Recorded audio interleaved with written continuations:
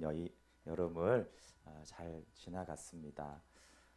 그래도 세월에 따라서 계절이 변하듯이 우리가 하나님의 계절 안에만 있으면 하나님이 우리의 속사람도 변해가게 하시고 자라가게 하십니다. 네, 우리 9월의 말씀 오늘 묵상 말씀이기도 한데요. 남을 판단하는 자에게 임하는 하나님의 심판 로마서 2장 말씀입니다.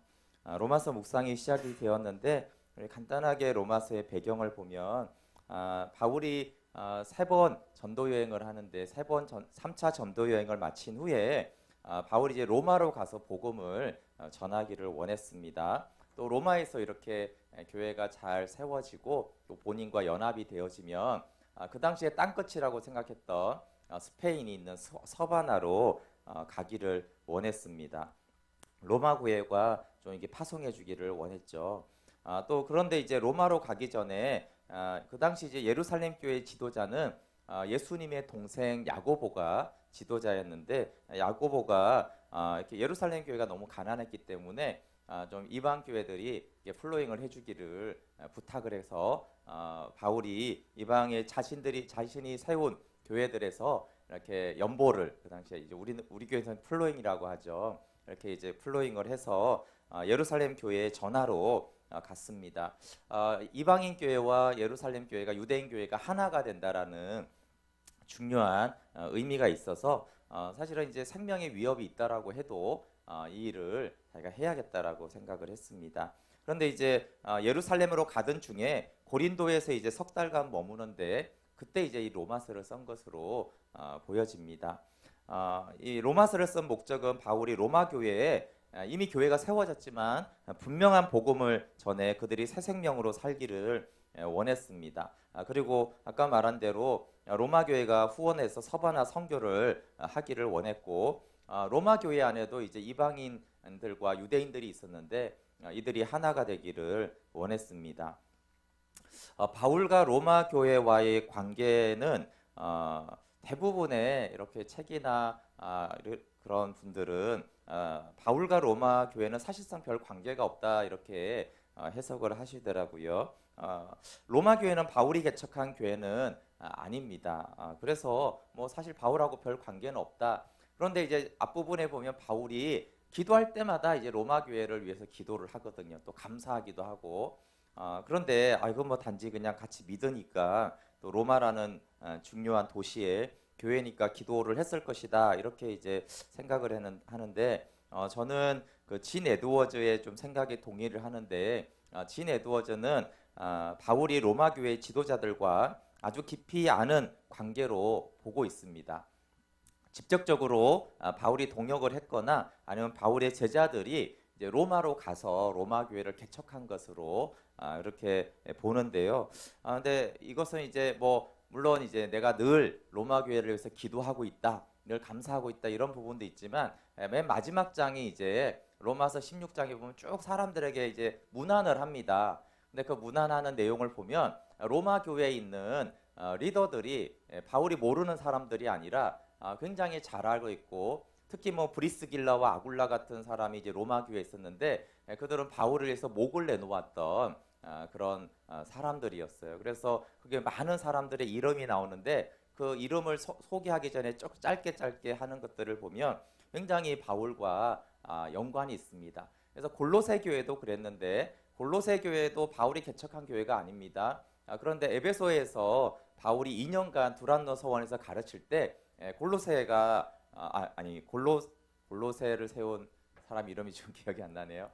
그 사람이 바울의 제자였죠. 그래서 바울에게 복음을 듣고 가서 이제 골로새 지역에 교회를 개척한 것입니다. 그래서 이제 골로새서를 쓰는 것이죠. 바울이 직접은 아니지만 바울에게 복음을 듣고 양육받은 친구가 가서 개척을 했기 때문에 사실 바울은 자신이 개척한 교회와 별 다르지 않은 마음을 가지고 골로새 교회를 대했듯이 로마 교회를 굉장히 사랑하는 것들을 알 수가 있어요. 그래서 뭐 그냥 우리가 저기 뭐 부산에 어떤 교회가 있는데 그렇게 같이 기뻐하고 그런 것이 아니라 저도 이제 로마서 16장을 볼 때는 이 로마 교회가 이미 바울 안에 깊이 있었고 거기다가 모르는 교회에 나를 후원해라 이렇게 하는 것이 아니라 모든 사람들은 다 알지는 못하죠. 그러나 주요 리더들은 이미 바울과 한 마음과 한 뜻 안에서 한 복음 안에서 있었던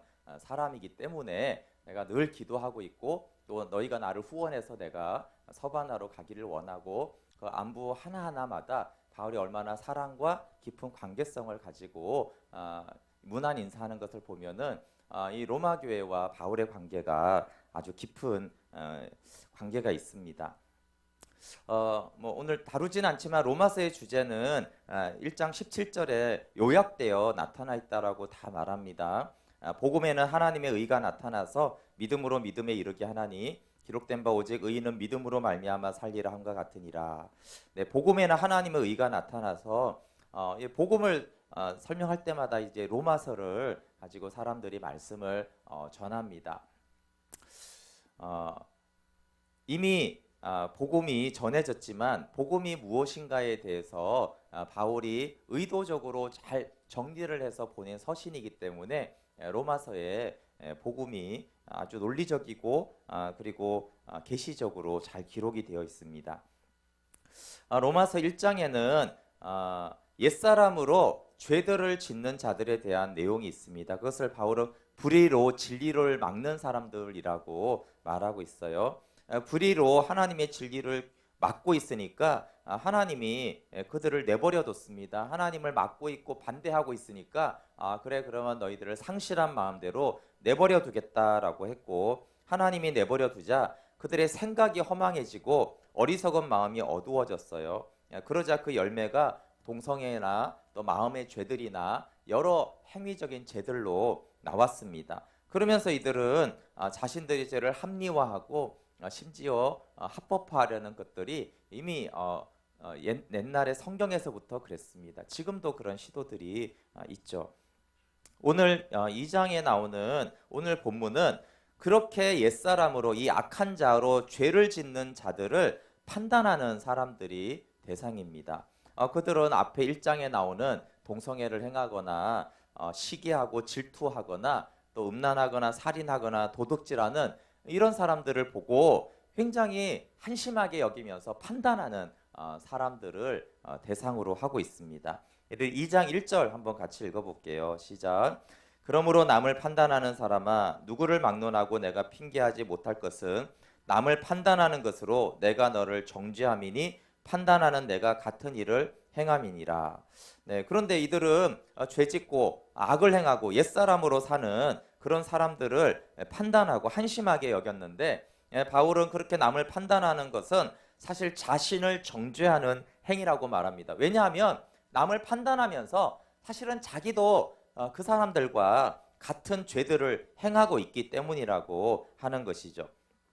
그래서 이 판단하는 자들은 하나님을 떠난 채 선한 자로 살아가려는 사람들이라고 말할 수 있습니다. 그래서 1장에는 악한 자로 악을 행하는 사람들을 말하고 2장에는 선한 자로 선을 행하려는 자들을 말할 수 있습니다.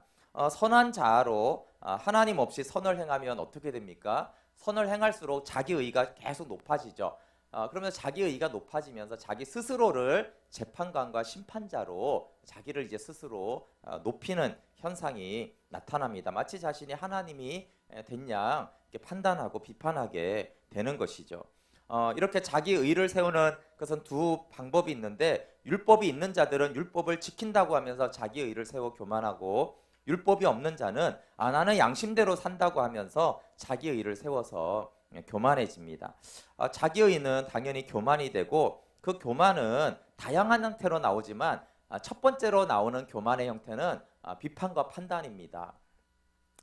그래서 이 판단의 형태로 자기 의와 교만이 가장 잘 표출됩니다. 그래서 이 악한 자로 악을 행하는 자들을 아주 한심하게 여기면서 저들은 저것도 절제하지 못하고 도덕을 어기고 저렇게 한심하게 산다라고 비판하고 판단하고 있는 것입니다. 그런데 하나님은 그 판단하는 자들의 실상이 너도 똑같은 일을 행하는 악한 자다라고 말씀하는 것입니다. 이것은 네가 남을 판단하는 기준으로 너를 판단한다면 너도 동일하게 정죄를 받을 텐데 네가 누구를 지금 정죄하고 있느냐라고 하는 것이죠. 우리가 다 알고 있는 것은 우리가 의를 행하고 나름대로 선을 행했을 때 그럼에도 불구하고 남을 판단할 때는 아주 예리한 기준을 가지고 판단을 하고 자신을 판단할 때는 아주 관대한 기준을 적용해서 판단하고 있습니다. 나는 저 사람처럼 심하게는 안 하지. 나는 저 사람처럼 그렇게 자주 그러지는 않지. 나는 뭐 분노는 하지만 아주 가끔 있는 일이고 내가 분노할 때는 화가 날 이유가 있을 때만 하는 것이야. 이렇게 하면서 자신의 어떤 분노를 합리화합니다. 그러나 다른 사람이 화를 내거나 그러면 이유 여하를 막론하고 저런 식으로 사람들이 있는 데서 무리하게 행하면 안 되는 것이지 그렇게 판단하고 있기 때문에 하나님은 네가 동일한 죄를 짓고 있다라고 하는 것입니다. 여러분, 우리는 도둑질을 하고도 나는 작은 것을 했고 저 TV 나오는 놈은 정말 큰 걸 해먹었구나 이렇게 하지만 하나님이 보시기에는 똑같이 도둑질을 한 것이고 똑같이 시기를 한 것이고 똑같이 교만한 것이 똑같이 자랑한 것이고 똑같이 음행을 행한 것으로 보는 것이죠. 그런데 왜 이제 판단하는 자들은 그렇게 동일한 죄를 범하면서도 그렇게 판단자로 스스로 있냐 하면은 판단을 잘하는 만큼 늘어나는 것이 외식입니다. 외식은 겉은 착한 척하지만 속에는 썩은 시체로 송장 냄새가 난다라고 예수님이 말씀하셨어요. 그러면 외식하는 사람들은 행동과 말은 온유하고 겸손하게 거룩하게 행동하는가? 그렇지가 않습니다. 여러분 교만은 아무리 감추려고 해도 교만, 판단, 비난, 분노 이런 것들은 사실 다 드러나게 돼 있어요. 자기가 그렇게 교만하고 판단하고 악한 것은 자기 혼자만 모르고 주변 가까운 사람들은 다 알고 있어요. 물론 멀리 있는 사람들은 또 모릅니다. 숨기니까. 그러나 외식한다라고 결코 그 안에 있는 송장 냄새가 안 나오는 건 아니에요. 이렇게 마치 정말 여기 너무 더러운 냄새가 나면 이렇게 막 문을 다 닫아도 다 새어 나가게 돼 있잖아요, 그렇죠? 그래서 사실 가까이 있는 사람들은 그 외식하는 사람들이 얼마나 악하고 교만한지를 다 알고 있습니다. 자기만 모르는 것이죠. 그래서 숨이 막히죠. 또 같은 죄인인 거 아는데 아마 외식하면서 판단하고 이런 걸 보면은 사실은 역겹죠. 나도 죄인이지만 판단하는 너를 보면 진짜 한심하구나. 내가 너의 실체를 다 알고 있는데 이렇게 사람들은 생각합니다. 판단하는 자의 가장 큰 문제는 자신은 판단하는 위치에 두지 않는다는 거예요. 자기를 판단하는 자로만 여기지 판단받는 자로는 여기지 않는다는 것입니다. 그런데 예수님은 이런 판단하는 자를 대표적으로 어떻게 말했냐면 누가복음 18장에서는요. 남을 판단하고 자기 의로 가득한 한 예로 한 바리새인을 이렇게 소개합니다.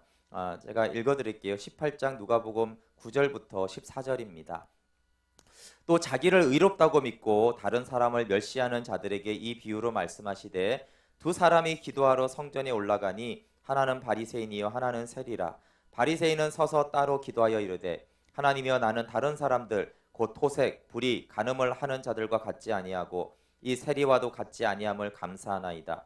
나는 일에 2번씩 금식하고 또 소득의 11조를 드리나이다 하고 세리는 멀리 서서 감히 눈을 들어 하늘을 쳐다보지도 못하고 다만 가슴을 치며 이르되 하나님이여 불쌍히 여기소서 나는 죄인으로소이다 하였느니라. 내가 너에게 이르노니 이에 저 바리새인이 아니고 이 사람이 의롭다 하심을 받고 그의 집으로 내려갔느니라. 무릇 자기를 높이는 자는 낮아지고 자기를 낮추는 자는 높아지리라 하시니라. 아멘. 네, 예수님은 자기를 의롭다고 믿고 다른 사람을 멸시하는 자들이라고 그래요. 하나님이 의롭다고 한 게 아니라 자기가 자기 스스로 의롭다고 믿는 거죠. 그러니까 자기가 자기 스스로 의롭다고 착각하니까 나타나는 현상이 저 세리를 멸시하는 현상이 나타난 거죠. 그러면서 이렇게 판단하고 있습니다. 그런데 하나님이 이 자기를 의롭다고 여기는 자를 오히려 죄인이라고 했고 세리를 오히려 의롭다고 했어요. 근데 이게 여러분 하나님만 그러겠습니까? 이 바리새인의 가족은 어떨까요? 이 바리새인과 사는 이 가족들의 심령은 어떻겠습니까? 정말 숨이 막히지 않겠어요, 그렇죠? 그런데 이 가슴을 치면서 저는 죄인입니다. 불쌍히 여겨 주십시오. 하나님도 이 세리를 의롭다고 했지만 이 세리의 가족과 친구들은 대부분 평안할 것입니다. 부족한 자녀들을 보면서 아유 이렇게 가슴을 치고 나는 죄인이고 불쌍합니다라고 자신이 얼마나 부족한지 아니까 그 가족들이나 친구들이나 교인들을 보면서도 아유 내가 더 죄인이지 이렇게 했지 않겠어요, 그렇죠? 근데 이 세리만 이렇게 멸시하게 받겠습니까?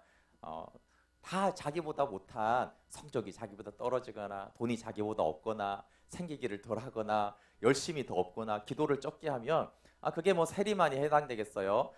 자녀를 향해서도 아내를 향해서도 왜 이렇게 기도를 하지 않아? 이렇게 돼지처럼 먹고 있어. 나처럼 금식도 해야지. 그래서 하나님만 피곤한 게 아니고 이 사람 바리새인 옆에 있는 사람들이 다 너무 피곤한 것이죠.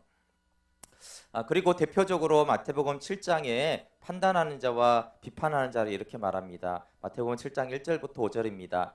비판을 받지 아니하려거든 비판하지 말라. 너희가 비판하는 그 비판으로 너희가 비판을 받을 것이요 너희가 헤아리는 그 헤아림으로 너희가 헤아림을 받을 것이니라. 어찌하여 형제의 눈 속에 있는 티는 보고 내 눈 속에 있는 들보는 깨닫지 못하느냐. 보라, 내 눈 속에 들보가 있는데 어찌하여 형제에게 말하기를 나로 내 눈 속에 있는 티를 빼게 하라 하겠느냐. 외식하는 자여, 먼저 내 눈 속에서 들보를 빼어라. 그 후에야 밝히 보고 형제의 눈 속에서 티를 빼리라. 네, 비판하지 말라고 하고 비판하는 자는 자기 눈에는 들보, 대들보가 이게 기둥이 있고 그런데 이제 남의 눈에 있는 형제의 눈에 있는 티를 빼려고 하는 것이 비판하는 것이고 판단하는 것이라고 해요. 근데 여기서 우리가 오해하지 말 것은요. 비판을 하지 말라고 했지 분별을 하지 말라고 하지 않았어요. 예수님이 하고 싶은 말은 무조건 사람들 눈에 있는 티는 빼지 마라 이런 것이 아니고요. 맨 뒤에 보시면 네가 들보를 빼라. 그 후에야 밝히 보고 형제의 눈 속에 있는 티를 빼리라. 실제로 성숙한 자는 들보가 빼지고 분별해서 형제들 안에 있는 그 티를 빼줘야 되는 사람이 되는 것이 가장 성숙한 거예요. 이것은 이제 우리 안에 예수 그리스도가 사실 때, 그렇죠? 우리가 생명으로 살 때 오히려 때로는 책망함으로, 때로는 사랑함으로 우리가 사람들을 눈에 있는 티를 빼줘서 온전히 하나님을 알고 사랑하며 살게 해야 되는 것이에요.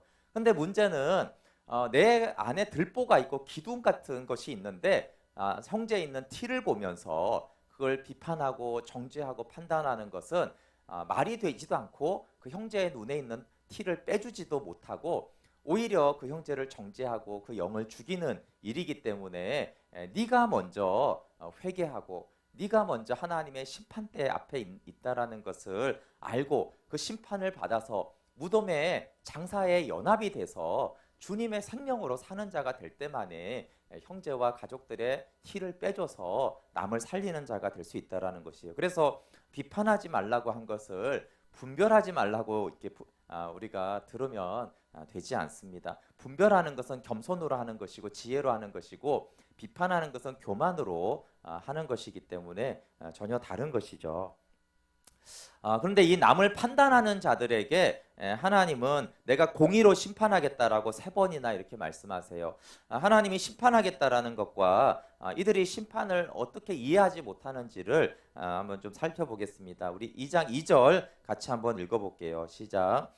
이런 일을 행하는 자에게 하나님의 심판이 진리대로 되는 줄 우리가 아노라. 네, 하나님은 이렇게 남을 판단하고 비판하고 하나님 노릇하는 교만한 자를 진리대로 심판합니다. 그러면 진리는 무엇입니까? 교만한 자를 어떻게 대하신다라는 진리가 성경에 너무나 많이 선포되어 있어요. 가장 대표적인 것이 교만은 패망의 선봉이에요. 그렇죠? 그러니까 이 판단하는 교만한 자를 하나님은 멸망으로 심판하시죠. 즉 사망으로 이끌어 드리는 심판을 집행하십니다. 우리 3절 한번 읽어볼게요. 시작. 이럴 일을 행하는 자를 판단하고도 같은 일을 행하는 사람아 내가 하나님의 심판을 피할 줄로 생각하느냐. 네, 하나님은 진리대로 심판하는데 근데 이 사람은 어떻게 생각하냐 하면 하나님이 다른 사람은 심판해도 나는 심판을 피할 것이다 라고 생각하고 있다는 것이에요. 여러분 이 선한 자로 판단하는 자의 가장 큰 문제는 하나님의 심판을 피해갈 것으로 자신을 여기고 있다라는 것이에요. 그렇다면 이들이 뭐 좀 착한 일을 하고 봉사하고 남을 돕는다고 해서 진짜 나는 죄가 하나도 없기 때문에 하나님이 심판하지 않을 거야 이렇게 생각할까요? 그렇지는 않습니다. 어떻게 생각하냐 하면 나도 죄는 있지. 가끔 교만하고 문제는 조금 있지. 그렇지만 내가 이 정도로 많은 선을 행하고 이런 선한 열매가 있는데 설마 하나님이 나를 심판하겠어? 저 옛사람으로 사는 저 악한 것들처럼 나를 심판하진 않지. 이슬람의 구원 개념을 갖고 있는 거죠. 이슬람은 이렇게 저울을 갖고 있잖아요. 그렇죠? 선한 일과 악한 일을 저울질을 해가지고 선한 쪽이 더 많으면 구원을 받고 악한 쪽이 더 많으면 그거에 맞춰서 심판을 받잖아요. 그렇죠? 그래서 자기가 나름 악을 행했지만 악보다는 나는 선한 일을 더 많이 한 것 같아. 내가 다른 사람 상처를 줬지만 상처 준 사람보다는 나한테 고마워하는 사람이 더 많지. 그러니까 하나님의 말을 나 같은 사람은 심판하지 않을 거야 이렇게 생각한다는 것이에요. 물론 이 자체도 털린 모순이지만 스스로의 착각 속에서 깊이 있는 것에 대해서 하나님은 네가 이 하나님의 심판을 피할 줄로 생각하느냐라고 질문하면서 절대 그렇지 않지. 바로 너 같은 자를 위해서 하나님의 심판이 준비되어 있는 거야 라고 오히려 하나님의 공의의 심판이 집행될 대상으로 그렇게 판단하고 나름 자기가 착한 일을 하고 선을 행한다고 하면서 판단하고 있는 자가 바로 하나님의 심판을 받는 대상이라고 말하고 있는 것입니다. 2장 4절부터 5절 세 번째 심판에 대해서 한번 읽어볼게요. 시작. 혹 내가 하나님의 인자하심이 너를 인도하여 회개하게 하심을 알지 못하여 그의 인자하심과 용납하심과 길이 참으심이 풍성함을 멸시하느냐? 다만 내 고집과 회개하지 아니한 마음을 따라 진노의 날 곧 하나님의 의로우신 심판이 나타나는 그날에 이 말 진노를 내게 쌓는도다. 하나님이 바로 이 판단하는 자가 심판의 대상이고 공의의 심판을 집행할 텐데 하나님이 바로 심판하는 것이 아니고 인자하심으로 용납하시고 길이 참으신다라는 거예요. 그런데 이 교만하고 판단하는 자는 하나님의 인자와 용납과 길이 참으심의 풍성함을 아주 멸시하는 것입니다. 하나님의 인자하심의 목적은 이 교만한 자가 회개하여 하나님께로 겸손하게 나오도록 인도하느라고 심판을 유보하시고 인내로 참아주시면서 인자하심으로 대하면서 그래 잘되게 해주고 평안하게 해주고 건강하게 해주고 이렇게 지금 회개할 수 있는 기회를 주도록 그렇게 인자함으로 참으시는데 이 판단하는 자의 착각은 뭐예요? 내가 이렇게 선하게 사니까 하나님 나를 인자하심으로 대하는구나. 이렇게 이제 착각하는 그것을 하나님은 너는 하나님의 인자를 지금 멸시하고 있느냐. 지금 하나님이 너의 얼마나 그 교만을 참아주시면서 빨리 심판을 집행하지 않고 기다려주고 있는데 이것이 하나님의 인자인데 나 같은 악한 자를 나 같은 교만한 자를 지금 인자로 베풀고 오히려 선대해 주시고 심판을 참아 주셔서 나를 기다리고 있는데 오히려 내가 선하니까 나를 선하게 대해 주시지 내가 이렇게 봉사를 하니까 나한테 인자로 대하시고 형통하게 하시네. 이런 식으로 대하는 것을 너는 하나님의 인자와 그 인내의 풍성함을 네가 멸시하고 있다라고 말하는 것이에요. 엄청난 이 착각 속이 이제 진행되고 있는 거예요. 하나님은 계속 심판의 대상인데 이 선한 자로 선을 행하는 자는 심판이 없을 뿐만 아니라 하나님의 인자를 내가 이렇게 인자하게 살아서 이렇게 나한테 복을 주나 보다. 여러분 하나님이 우리에게 복을 주는 것은 두 가지가 있습니다. 정말 하나님을 경외하는 자에게 하나님 돌보시는데 또 하나는 이 심판해야 될 자에게 기회를 주시고 잘되게 하시면서 좀 깨달아라. 좀 정신 좀 차려라. 인자를 베풀고 있는 우리가 대표적으로 자녀들도 그렇잖아요. 그렇죠? 저희 괘씸한데 더 잘해줘 봐야지. 용돈도 더 줘보고 기다리잖아요. 그렇죠? 언제 저 거짓말한 거 언제 저 속인 거 언제 고칠래나 언제 회개할래나 그러면서 바로 때려서 잡지 않고 어떨 때는 더 잘해보고 그래 내가 다 용납하고 더 용돈도 주고 더 맛있는 것도 해주면 언젠가는 자기 잘못을 알겠지. 이렇게 지금 인자를 베풀고 인내하고 있는데 내가 너무 착하니까 엄마가 나한테 맛있는 것도 더 해주는구나. 이렇게 이제 계속 근데 이게 잠깐 그러다가 회개하면 되는데 이게 끝도 없이 가다 보면 이제 심판의 날이 오겠죠. 그런 착각 속이 있다라는 것입니다. 왜 그들이 그러냐면 이 판단하는 자, 교만한 자의 마음이 고집과 회개하지 않는 마음이 있기 때문에 그래요. 고집은 뭡니까? 고집은 사실은 한쪽으로는 진실이 뭔지 알아요. 근데 고집은 뭐예요? 알면서도 아니야, 이게 옳아, 이게 옳다니까 이렇게 하는 거예요. 사실 이것이 어른들이 그렇다는 거예요. 근데 이제 표면적으로 아이들한테 많이 보이죠. 아이들이 싫어, 틀렸어 그러면은 뻔히 이렇게 사실을 다 보여줘도 그래도 아니야 이렇게 막 고집 부리는 거 있잖아요. 몰라서 그런 게 아니고 그 고집을 피워야지만 자기의 죄가 숨겨질 것이라고 생각하기 때문에, 그리고 자기가 수치스럽지 않고 이 수치심을 감추기 위해서 알지만 고집을 계속 부리는 것이죠. 이런 예는 오히려 어른들에게도 많은데 사실 아이들에게 잘못한 게 많으면서도 끝까지 고집 부리죠. 야, 내가 너한테 잘못한 게 뭐 있냐 이러면서 고집 부리는 것이 회개하지 않고, 동일한 마음이자 회개하지 않는 마음이에요. 끝까지 나는 착하지라고 자기를 주장하면서 끝까지 회개하지 않는 마음이 있습니다. 하나님은 이 사람을 각 사람에게 행한 대로 보응하신다라고 하면서 도대체 선이 뭐냐라는 것을 말씀하는데, 하나님은 선을 행하며 영광과 존귀와 썩지 아니함을 구하면 영생으로 보응하시고, 당을 지어 진리를 따르지 않는 불의한 자는 진노와 분노로 보응하시는데, 선과 악의 기준이 곧 행위가 아니라는 거예요. 선과 악의 기준은 어떻게 내가 선을 행했는지 악을 행했는지를 판단하냐면, 여기 하나님의 말씀을 보면은 선을 행한 이후에 마음에 영광과 존귀와 평강이 있으면 그 사람은 선을 행한 자고요. 선을 행한 이후에 마음에 환난과 공고가 있으면 그는 악을 행하는 자라고 말하고 있어요. 그 영에 환난과 공고가 있느냐. 그런데 이렇게 나의 의로 판단하는 자가 선을 행하고 나면은 항상 그 선을 행한 다음에 환난과 공고가 오죠. 왜 그래요? 우리가 너무 잘 알잖아요. 선을 행한 다음에 아니 내가 이렇게 도와줬는데 왜 고맙다고 안 하지? 고맙다는 말을 저렇게 성의 없게 해. 이렇게 하면서 환난과 공고가 영의 마음에 있잖아요. 그렇죠? 그러면 사실은 그 자는 악을 행한 자라는 거야. 악을 행한 자. 그래서 겉 행위로 선하냐 악하냐가 아니라 어떤 행위를 한 다음에, 근데 악을 행하면 당연히 마음에 환난과 공고가 있잖아요. 그렇죠? 근데 선을 행한 뒤에도 환난과 공고가 있을 때 그는 악을 행한 자다라고 해서 하나님께서 진노와 분노로 보응하신다라고 말씀하고 있어요.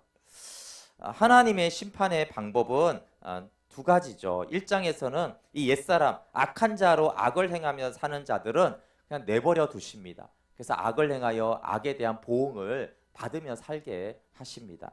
그런데 이렇게 육신의 자기 주장 의지, 선한 자로 살겠다고 주장하는 자들은 하나님이 공의로 심판하십니다. 이 두 가지에 대해서 하나님은 십자가의 복음으로 사실은 처리하셨는데, 우리의 옛사람에 대해서는 로마서 6장 6절에 우리가 알거니와 우리의 옛사람이 예수와 함께 십자가에 못 박힌 것은 죄의 몸이 죽어 다시는 우리가 죄에게 종로로 타지 아니하려 합니다. 네, 우리 옛사람이 십자가에 못 박혔으니 너는 죄에 대하여 죽고 하나님에 대한 산자로 여기며 살아라. 그래서 이 옛사람에 속지 말라고 말하고 있죠. 두 번째, 이 육신의 자기 주장 의지, 선한 자아에 대해서는 갈라디아서 2장 20절 말씀대로 내가 그리스도와 함께 십자가에 못 박혔나니 그런즉 이제 내가 사는 것이 아니라 오직 내 안에 그리스도께서 사시는 것이다. 그래서 네가 육신의 자기 주장 의지로 선한 자로 교만하게 하나님 노릇하는 선이 아니라 너희 안에 그리스도가 사심으로 선을 행해야 된다라고 말씀하고 있습니다. 이것을 믿는 자가 나는 날마다 죽노라는 믿음으로 십자가에 연합될 때 하나님의 새 생명으로 살아가게 됩니다. 네, 마지막으로 좀 나누고 마칠 말씀은 공의의 심판은 지독한 하나님의 사랑, 지극한 사랑이라는 것이에요. 여러분, 이렇게 판단하고 교만한 자를 하나님 심판하십니다. 특별히 믿는 자들에게 이렇게 선한 자의 교만이 참 많습니다. 하나님의 심판은 여러분 폭풍과 같아요. 심판이 오면 막 우리가 이 폭풍 가운데 쓰러지고 넘어지고 부서지고 파산하는, 우리가 태풍이 지나간 뒤 뉴스를 보면 그런 모습들이 많이 나오잖아요. 그렇죠? 우리 가운데 심판이 오면 우리의 삶이, 우리의 마음이 그렇게 태풍에 휩쓸려서 무너져 갑니다. 근데 여러분, 그 심판의 한복판으로 오히려 들어가 보시면 달라집니다. 태풍의 눈에 제가 직접 들어간 적은 없지만 거대한 태풍의 눈이 있잖아요, 그렇죠? 엄청난 태풍의 눈으로 한가운데 들어가면 아주 고요하고 잔잔한 태풍의 눈이 있습니다. 심판을 아멘하여 받아들인다는 것은 어떤 것이냐면 그 심판을 받아서 오히려 태풍의 한가운데로 들어가는데, 그러면 태풍의 눈 같은 하나님의 지극한 사랑과 인자를 만납니다. 나도 용납할 수 없는 이런 나를 오히려 그 태풍의 폭풍의 한가운데서 하나님이 지극한 사랑으로 나를 용납하시고 나를 품으시고 나에게 인자와 긍휼을 베풀고 계시는 그 하나님의 사랑이 태풍의 눈처럼 심판의 한가운데에 있습니다. 여러분, 심판대 앞에서 나의 의와 무화과 나무 잎이 다 벗어지면 우리가 비참한 자 되어 내가 이렇게 죽을 수밖에 없고 내가 이렇게 망할 수밖에 없는, 이렇게 파산할 수밖에 없는 존재이구나 라고 아멘할 때 그 공의의 심판대가 십자가로 바뀝니다. 십자가는 구원과 화목 이전에 하나님의 공의가 집행된 곳이에요. 그래서 하나님의 심판대와 십자가는 같은 곳에 있습니다. 그리고 사실은 같은 것이라고 해도 되는 것이, 그 십자가가 우리를 심판하는 것이에요. 우리의 모든 불의를 드러내서. 그러나 그 십자가는 공의의 심판을 아멘하는 자들에게는 그 십자가는 무한한 하나님의 사랑과 자비와 구원과 화목의 또 통로가 되는 것입니다. 그 십자가에서 주님은 나와 함께 대속의 심판을 받으셨잖아요. 그래서 이 태풍의 눈으로 들어가야 됩니다. 교만한 자는 심판이 없어 심판을 피하고 다니면 결코 심판을 벗어날 수 없는데, 이 판단하는 교만한 자가 그 심판을 받아들이면 그 심판이 진행이 되다가 하나님이 어느 날 그 심판 속에서 태풍의 눈까지 들어오면요, 그 심판이 하나님의 지극한 사랑과 부활과 새 생명이 되는 것들을 경험하는 것이에요. 그것을 제가 어제도 심판이 집행된 곳에 성전을 지으신다라는 것이 심판 따로 성전 따로가 있는 것이 아니라 그 심판의 한복판에서 하나님의 지독한 긍휼과 사랑과 인자가 베풀어지는 것입니다. 나를 심판하셔야 하는 분이 나와 함께 심판받았다는 것을 알게 되는 것이죠. 그리고 오히려 나에게 하늘의 생명과 하늘의 영광을 주시고 계시다라는 것들을 발견하게 되는 것입니다. 이 9월 한 달 동안 우리의 교만이 드러날 때 내 눈 속에 있는 들보를 감추는 자가 아니라, 주님, 제가 그런 사람입니다. 맞습니다. 내가 사람만 보면 비판하고 판단하고 조그만 아무것도 아닌 것만 보고도 아우 저렇게 무능해, 저렇게 악을 행해, 저렇게 몰라, 저렇게 배려가 없어 등등, 저렇게 무능해, 그렇게 판단하고 비판할 때마다 내가 내 안에 들보가 있는 자입니다. 그러나 그 공의의 심판 한복판에서 태풍의 눈과 같은 그 사랑과 인자하심을 만나는 한 달이 되면 좋겠습니다. 심판을 피하는 자가 아니라 오히려 심판으로 달려가는 자가 하나님의 지극한 사랑과 십자가의 연합과 구원을 발견하게 되어집니다. 잘 알지만 우리 사도 바울이 내가 죄인 중에 괴수다, 이게 무슨 말입니까? 그는 하나님의 공의의 심판을 완전히 받아들였어요. 다메섹 도상에서도 그렇고, 그가 날마다 죽노란다라는 것은 무엇입니까? 하나님, 나는 날마다 공의의 심판을 받아들입니다. 근데 그럴 때마다 바울은 그 태풍의 눈 안에서, 눈과 같은 곳에서 하나님의 지극한 사랑과 인자와 긍휼을 발견하고 그 속에서 하늘에 속한 기쁨과 영광과 인자 안에서 그가 살았던 것입니다. 그래서 참으로 지혜로운 자는 나에겐 심판이 없지, 그리고 심판이 와도 피해 다니는 자가 아니라 그 심판을 아멘하고 오히려 그 속으로 들어갔을 때 하나님의 놀라운 구원과 돌보심과 은혜가 있다는 것, 그래서 정말 주님이 나의 목자 되시는 분이시구나라는 것을 고백하고 경험하면서 살아가는 삶입니다. 이제 가을 시즌으로 돌아왔는데, 가을은 시즌이 변했다고 하잖아요, 그렇죠? 계절이 변했다, 바람이 다르다, 이렇게 하듯이 우리의 신앙생활에도 하나님, 우리의 신앙의 시즌이 달라졌습니다. 제가 이전에는 심판을 피해 도망가고 어떻게 하면 심판 없이 고난 없이 광야 없는 것을 쫓아다녔다면, 아닙니다. 제 악과 제 교만을 심판하십시오. 그러나 그 심판 한복판에서 하나님의 구원과 하나님의 선하심과 성전을 지어서 하나님 영광 가운데 나의 목자 되셔서 내 삶을 온전히 인도하시는 그 하나님을 경험하는 이 9월과 가을이 되기를 원합니다.